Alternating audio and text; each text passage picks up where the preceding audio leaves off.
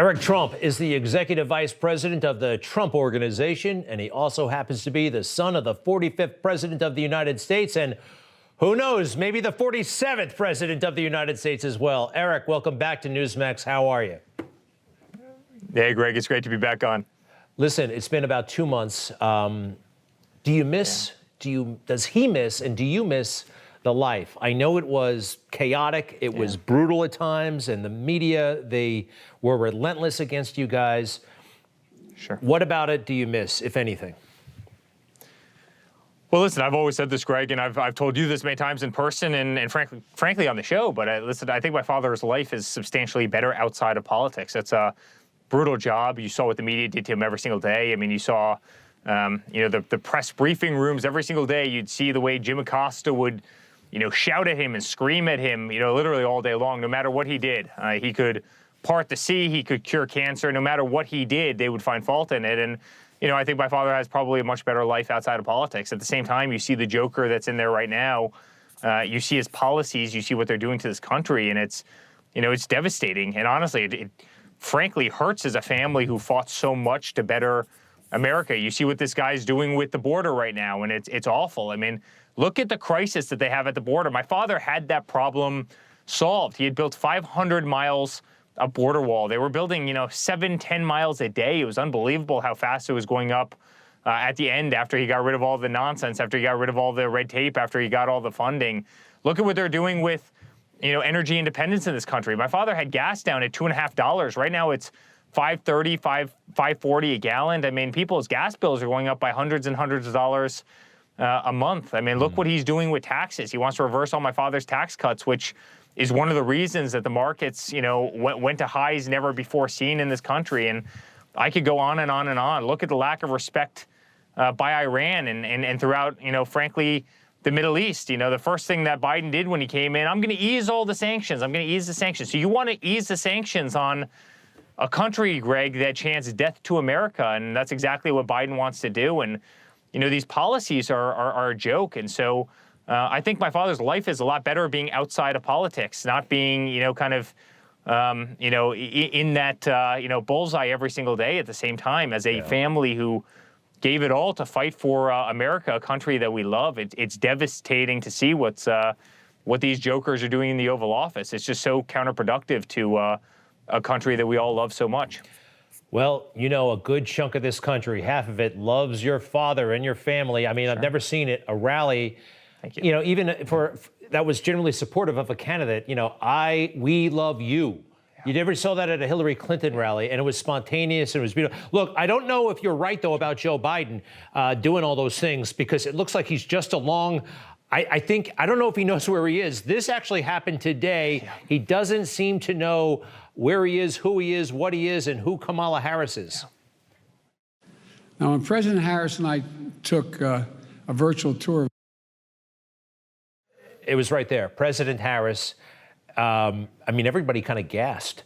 This is really embarrassing. Greg, it's scary. It's scary. It's scary the way they locked him in his basement in Wilmington, Delaware. It's scary the lack of access that, during the campaign, he just didn't get out there. He wouldn't make himself available. It's scary when Jen Psaki, effectively asked for, pre-written questions. Could you imagine if Sarah Huckabee Sanders ever asked for scripted questions, or if Kayleigh McEnany ever asked for scripted questions? I mean, what is this? Are these guys not professionals? Is this a high school student who wants to have the Cliff Notes ahead of times? I mean, what is this? You have a job. You are the press secretary for the president of the United States, and you can't do your homework, and you can't be well read, and you can't be well prepared, and you have to ask for this stuff ahead of time. I mean, the lack of transparency is incredible. They always went in, we're going to be the most transparent administration in the history of this country. My father was the most transparent administration in the history of this country, because every single time, no matter where he went, if he went out to Marine One, if he went to Air Force One, if he left the Oval Office, if he went into the White House briefing room every single day, which you've spent a lot of time in, no matter where, every single day you heard from the President of the United States, and you heard it out of his mouth, and not transcribed through some proxy, and you don't have the same thing. The guy doesn't know where he is. You watch him walk across the South grounds of the White House. He can barely make it. Greg, it's frighteningly scary, and God bless the guy. I mean, you don't wish evil on anybody, but this is the commander-in-chief of the United States of America, and he's not all there. And by the way, calling Kamala Harris the president, that's not the first time he did that. He did that. You remember this very well. You reported on it very well. He did that during, the election as well, and that's it's scary stuff. It's horribly scary stuff. Your dad exerted leadership. It's leadership. You're right. You never hear from him. Yeah. If you want to lead, you got to speak. And he took questions all the time. Look, I do want to run this by you, though. I feel like, you mentioned he's better off now out of politics.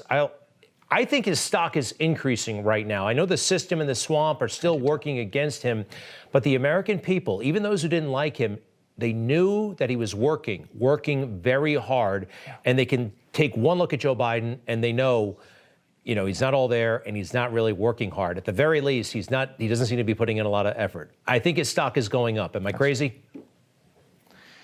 No, you're not crazy at all. I hear it every single day. And for fact, listen, I live in New York, and I hear it from people all the time, which is, sometimes I wasn't a fan of the way a message was delivered. I personally am. I love it. I love direct people. It's kind of who I am, maybe who we are as a family.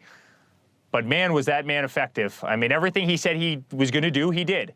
Whether it's crush ISIS, crush, the caliphate, get rid of the Taliban. You saw what he did over there. I mean, how about Middle East peace? Every other administration talked about Middle Eastern peace, and no one was able to achieve it. Look what he is able to do with North Korea, and putting them in their place, and not really hearing a whole lot from him during, that administration. Like, that was an amazing, amazing accomplishment. Look what he did for energy independence. Look what he did in terms of bringing manufacturing back to this country, and taxes and deregulation and bringing money back from overseas and everything. I mean, there's so many things. Fixing the VA, which was a total mess. I mean, rebuilding the military, which also was a total mess and totally depleted and totally run down. And sure, he probably sent some tweets that offended, or that people just didn't like the tone of. That's fine. But the man was incredibly effective. And now you have somebody who's on the opposite end of that spectrum. Not only is he not sending tweets, but he was totally ineffective. And people don't know where he stands on most issues. And I think he is a proxy for the radical left. Every single day, he's becoming more radical. And it's very scary to me, Greg. It's horribly scary, and I think a lot of people are going to miss Donald Trump and how effective of a leader he was. Well, they do already. They want him back. A lot do, and even those who didn't think they'd miss him are missing him.